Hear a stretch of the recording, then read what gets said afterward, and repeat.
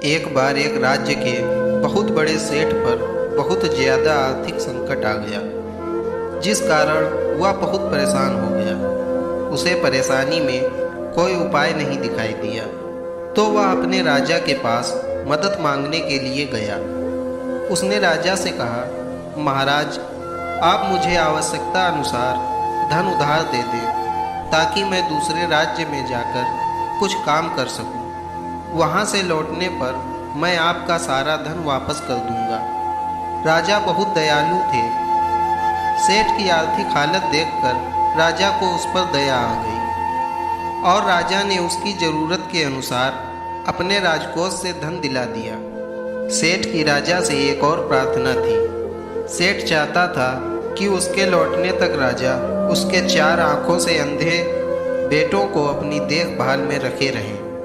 और मेरे बेटे आँखों से अंधे जरूर हैं, लेकिन बहुत हुनरमंद हैं। एक रत्नों का बहुत बड़ा जानकार है, दूसरा घोड़ों का 1 नंबर पारखी, तीसरा औरतों का विशेषज्ञ है और चौथा आदमियों का।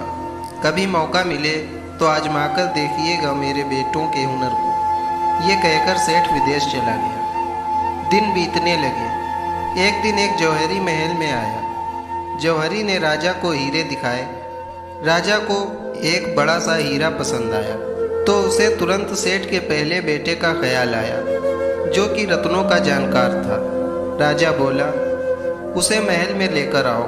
अंधा युवक आया और बताए हुए स्थान पर बैठ गया। उसने हीरा लिया और हीरे को अपनी हथेलियों में रगड़ा और बोला, ये 1 नहीं 2 हीरे हैं, जिन्हें जोड़ा गया है। जोड़ का पत्थर पहनना अशुभ मानते हैं। जौहरी भड़क कर खड़ा हो गया और बोला, एक नेत्रहीन व्यक्ति पर आप लोगों को फैसला करना है तो मुझे क्षमा करें। दृष्टिहीन युवक ने जौहरी को बैठने का इशारा किया और कहा, अभी सच झूठ सामने आ जाता है श्रीमान। बैठिए तो कोई एक मोमबत्ती लाओ। जब युवक ने जलती मोमबत्ती की लौ के पास हीरा किया तो एक महीन रेखा रत्न पर दिखने लगी। कुछ पलों बाद हीरा युवक की हथेली पर 1 से 2 होकर पड़ा था। लाखों माफिया मांग जौहरी किसी तरह अपनी जान बचाकर भागा। राजा की आंखों में हंसते हंसते आंसू आ गए और बोला, कमाल का काम किया है। उसने 2 बार तालियां बजाई। बोला, हम बहुत खुश हैं। आज इस जवान के 2 पराठे और 1 कटोरी दाल बढ़ा दी जाए। कुछ दिनों बाद एक घोड़े का सौदागर महल में आया। सेनापति ने राजा के लिए एक तगड़ा अरबी घोड़ा पसंद किया।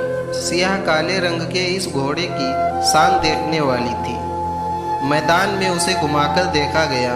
घोड़ा तूफानी गति से भागता था। हर देखने वाला घोड़े पर फिदा हो गया था। राजा चिल्लाया, यही घोड़ा लेंगे, लेकिन सेठ के बेटे को भी एक बार दिखा दो। सेठ का दूसरा पुत्र आया और घोड़े के पास पहुंचा और घोड़े के माथे और पीठ पर हाथ फेरने के बाद जब वह उसे सूंघने लगा तो कई दरबारी हंसते हंसते लौट गए। इसका उस युवक पर कोई असर नहीं पड़ा। वह अपनी शानदार चाल चलता रहा। जांच परख कर वह राजा के सामने सर उठाए आ खड़ा हुआ और बोला, यह घोड़ा किसी योद्धा की सवारी के लायक नहीं है। चलते युद्ध में जब इस पर सवार योद्धा को इसकी पूरी गति से भागने की जरूरत होगी, तब उसने रास्ते में कहीं कीचड़ देखा तो सवार को लिए दिए उसमें लौटने लगेगा। यह सुनकर सेनापति ने मुस्कुराते हुए राजा की तरफ देखा तो पाया कि वह राजा के सामने हाथ जोड़े खड़ा है और माफ़ी मांग रहा है। राजा और दरबारी कुछ समझे ना समझे, तब तक सौदागर अपने हाली हवाली और घोड़े को लेकर गायब हो चुका था। यह देखकर राजा ने लड़के से पूछा, तुमने कैसे जाना कि घोड़ा ऐसा है? युवक मुस्कुराया और बोला, मैंने उसका पसीना सूंघा था। ये बचपन में भैंस के दूध पर पला है, शायद इसकी माँ मर गई होगी। राजा झूम गया और बोला, शाबाश, आज से इसके 2 पराठे और 1 कटोरी दाल बढ़वा दो। 1 हफ्ते बाद महारानी के साथ बैठे राजा को जाने क्या सूझी कि सेठ के तीसरे बेटे को बुलाया। कुछ देर बाद राजा सेठ के बेटे से मुखातिब हुआ और बोला, आज तुम महारानी के बारे में बताओ। नौजवान ने अपना हाथ बढ़ाया और महारानी के कंधे पर रख दिया। महारानी का चेहरा सुर्ख होने लगा, मगर नौजवान ने लगभग तुरंत ही हाथ हटा लिया। उसका चेहरा गंभीर हो चुका था। एक लंबी सांस लेकर उसने कहा, ये किसी तवायफ की बेटी है। राजा ने 2 बार तालियां बजाईं और कहा, बहुत खूब। दरअसल इनके पिता अपनी रानी से बहुत प्रेम करते थे। रानी साहिबा को एक बेटी हुई और एक दिन बाद मर गई। उनको सदमे से बचाने के लिए महाराज ने तवायफ की बेटी को रानी की गोद में डाल दिया। वो हमारे पिताजी के घनिष्ठ मित्र थे, तो ये बात उनसे छुपाई नहीं थी। लेकिन तुमने कैसे जाना? नौजवान ने जवाब दिया, गैर मर्द का स्पर्श बता देता है औरत की सीरत। राजा आश्चर्यचकित था, बोला, मगर कमाल हो तुम।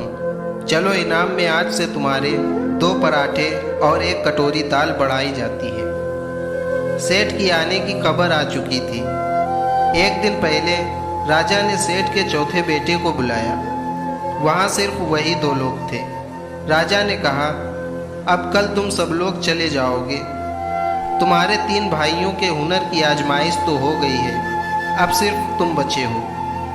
तो तुम हमारे बारे में कुछ बताओ। सेठ का छोटा बेटा अभी किशोर ही था।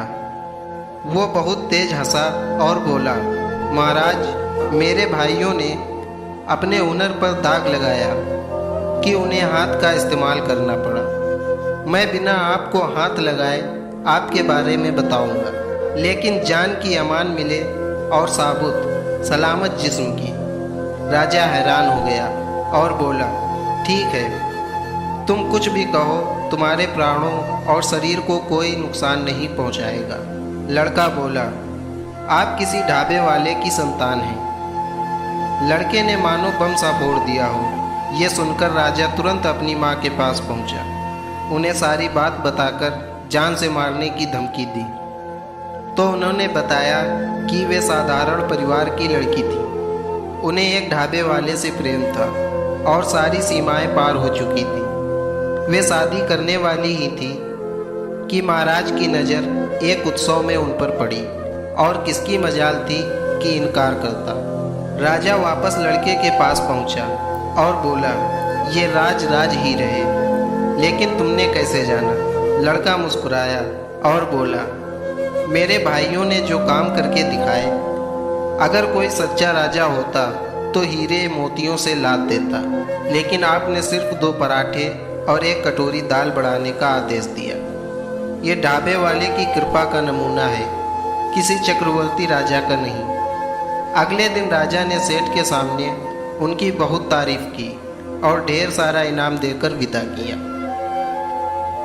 वीडियो अच्छी लगी हो तो वीडियो को लाइक और शेयर करें। अगर आप और भी ऐसी वीडियो देखना चाहते हैं तो हमारे चैनल को सब्सक्राइब करना बिल्कुल ना भूलें। मिलते हैं अगली किसी वीडियो में, तब तक के लिए टाटा बाय बाय।